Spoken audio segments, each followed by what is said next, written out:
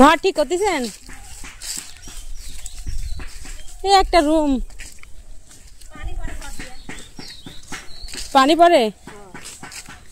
এই পাতা হাঙ্গা দিছেন কি করি? কোথা থেকে লেছেন? বাগান থেকে। পাতার দিনে পাতা তো দিচ্ছে।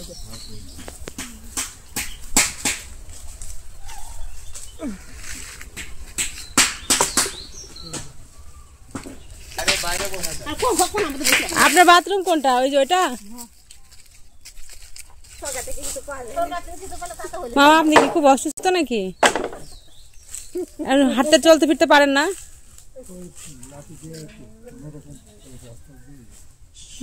কি হয়েছে আপনার?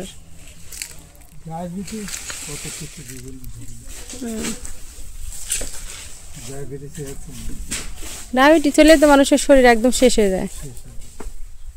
আপনি বাড়ি দিয়ে কি করবেন? হ্যাঁ,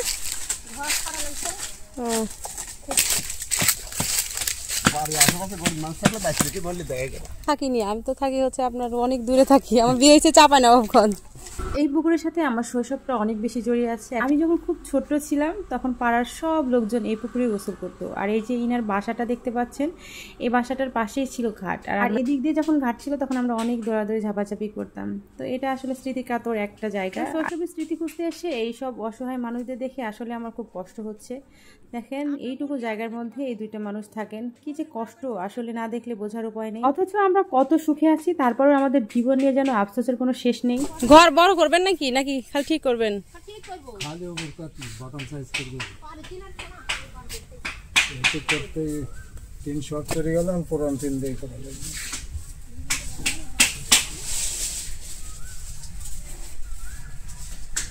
চলে কি কই তাহলে মামা?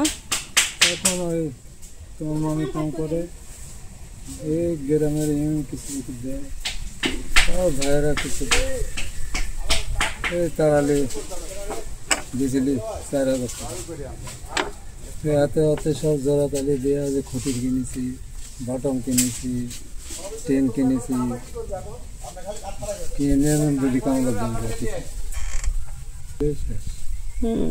তো গাইজ আপনারা এতক্ষণ শুনলেন এই অসহায় মানুষের কষ্টের কথা। এতটুকু থাকার ঘর, তবুও তিনি এটা মেরামত করতে পারছেন না। মানুষের সহযোগিতা নিয়েও তার যেন এই ঘরটা মেরামত করা হচ্ছে না। অন্যের সহযোগিতার টাকা দিয়ে কিছু টিন কিনেছেন, আর বাকি টিনগুলো উনি আর পারছেন না বলে পুরোনো ফুটো টিন দিয়ে আবার ঘর মেরামত করছেন। গতকালকের একটা লং ভিডিওতে আমি আপনাদের সাথে শেয়ার করেছিলাম একটা মহিলার গাজর তোলার ভিডিও। তিনি পেটের দায়ে অন্যের জমির গাজর তুলছিলেন, বাজারে নিয়ে গিয়ে বিক্রি করে 2 টাকা আয় করার জন্য। ওনারা যে জমিতে থাকছেন এই জমিটাও তাদের না, অন্যের দয়ার দেওয়া একটা জায়গাতে শুধুমাত্র একটু ঘর তুলে মাথা গোজার ঠাঁই করে নিয়েছেন। এই যে পাশে যে পুকুরটা দেখছেন, সে পুকুরের মালিকই হচ্ছে এই জমির মালিক। উনাদেরকে দয়া করে জাস্ট থাকার জায়গা দিয়েছেন। এই যে দেখছেন, উনার কিন্তু একটা রান্না ঘরও নাই। এই খোলা মাঠের মধ্যে তিনি রান্না করেন, বৃষ্টিতে ভিজে রোদে পুড়ে পুড়ে। যারা কথায় কথায় ডিপ্রেশন খান তারা একবার হলেও এই ভিডিওটা দেখবেন, তাহলে আর নিজেকে নিয়ে আফসোস হবে না এবং জীবনে কখনো ডিপ্রেশন আসবে না।